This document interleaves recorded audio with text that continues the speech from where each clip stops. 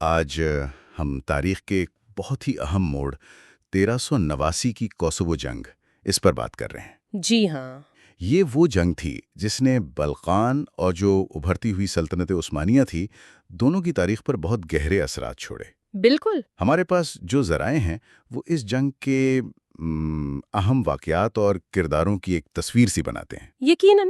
اور یہ صرف ایک فوجی لڑائی نہیں تھی بلکہ آپ کہہ سکتی ہیں کہ 14ویں صدی کے آخر میں یورپ میں طاقت کا جو توازن بدل رہا تھا نا، یہ اس کی ایک علامت تھی۔ صحیح۔ تو ہمارا مقصد آج یہ ہے کہ ان ذرائع کی روشنی میں جنگ کے جو سب سے اہم پہلو ہیں ان کو سمجھیں، خاص طور پر سلطان مراد اول کی شہادت اور اس کے کیا اثرات ہوئے۔ اچھا، تو آئیے اس کہانی کو کھولتے ہیں۔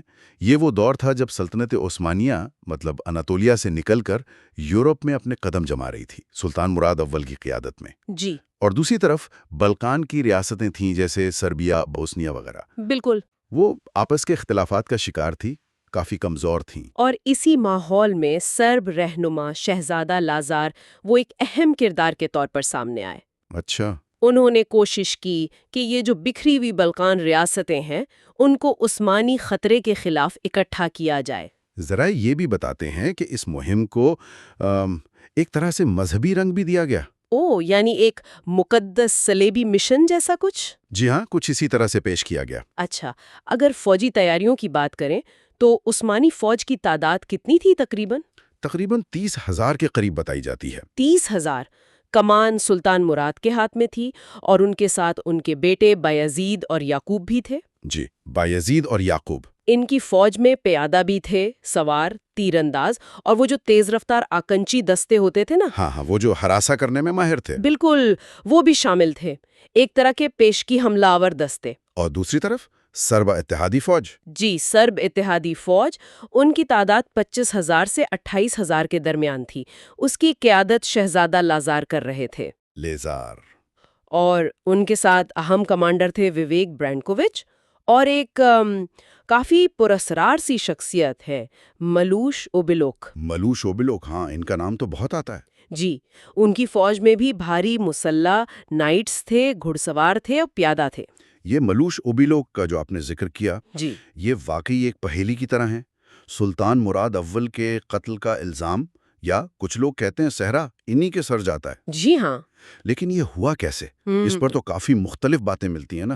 بہت مختلف روایات ہیں۔ کچھ کہتی ہیں کہ جنگ کے دوران ہی موقع پا کر خنجر سے حملہ کر دیا، کچھ کہتی ہیں کہ جنگ کے بعد ملاقات کے بہانے سے قتل کیا۔ تو تاریخی طور پر کون سی بات زیادہ مستند مانی جاتی ہے، یا یہ کہنا مشکل ہے؟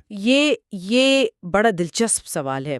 اصل میں دونوں طرف کے جو مورخین ہیں انہوں نے اپنے اپنے نقطۂ نظر سے لکھا ہے۔ ظاہر ہے۔ عثمانی ذرائع اکثر اسے جنگ کے بعد ایک آپ کہیں دھوکے باز حملہ بتاتے ہیں، جبکہ سرب روایات میں اسے میدان جنگ میں ایک بہادرانہ کارنامہ قرار دیا جاتا ہے۔ تو سچائی شاید ان دونوں کے درمیان ہی کہیں ہو۔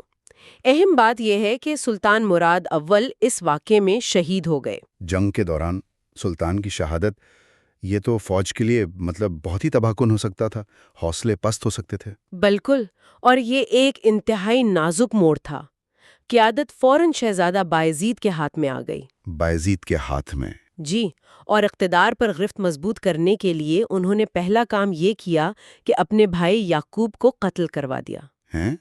اپنے بھائی کو جنگ کے دوران؟ جی ہاں، یہ عثمانی تاریخ میں بھائی کشی کی جو روایت ہے نا، اس کا ایک طرح سے آغاز تھا، جانشینی یقینی بنانے کے لیے۔ یہ تو بڑی بے رحمی لگتی ہے، جنگ کے بیچ میں یہ سب۔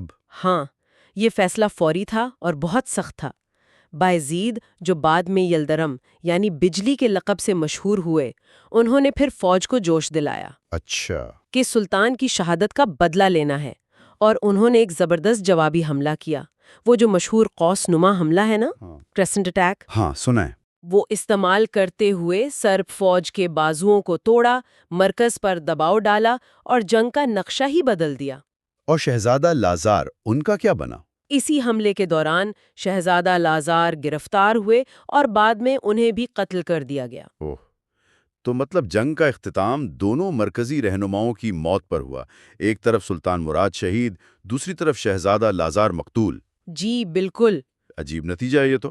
یعنی میدان جنگ میں تو عثمانیوں کو ایک طرح سے برتری مل گئی، لیکن قیمت بہت بڑی ادا کی. یقیناً فوری نتائج میں دیکھیں تو بھاری جانی نقصان تو تھا ہی دونوں طرف، لیکن سربیا عملی طور پر عثمانی باجگزار ریاست بن گیا. اچھا. اس جنگ نے بلکان میں عثمانی اثر و رسوخ کو بے پناہ بڑھایا اور یورپ میں مزید پیش قدمی کے لیے راستے کھول دیے. اور سلطان مراد کی تدفین وہیں ہوئی، کوسوو میں؟ جی، ان کی وصیت کے مطابق انہیں کوسوو کے میدان میں ہی دفن کیا گیا. آج بھی ان کا مقبرہ وہاں موجود ہے. اور سرب تاریخ میں آج بھی اس جنگ کو یاد کیا جاتا ہے؟ بہت زیادہ، خاص طور پر ودودن کے طور پر. یہ ان کی قومی یادداشت کا ایک اہم حصہ ہے. یہ جنگ واقعی ایک عجیب تضاد سا پیش کرتی ہے نا؟ عثمانیوں نے میدان جیتا، اپنی سلطنت کو وسعت دی، مگر اپنا حاکم کھو دیا. اور دوسری طرف سربوں نے اپنا رہنما کھویا، اپنی آزادی کھوئی، مگر یہی شکست خوردہ جنگ ان کی قومی شناخت اور مزاحمت کی ایک علامت بن گئی. بالکل. اور یہ ہمیں اس نقطے پر سوچنے پر مجبور کرتا ہے کہ کسی رہنما کی موت، چاہے وہ فاتح ٹیم سے ہو یا شکست خوردہ سے، میدان جنگ کے نتیجے سے کئی زیادہ گہرے اثرات کیسے ڈالتی ہیں اس قوم کی اجتماعی یادداشت پر، اس کے مستقبل کے راستے پر. جی، یہ ایک اہم سوال ہے. یہ وہ سوال ہے جس پر ہمارے سامعین خود بھی مزید غور و فکر کر سکتے ہیں.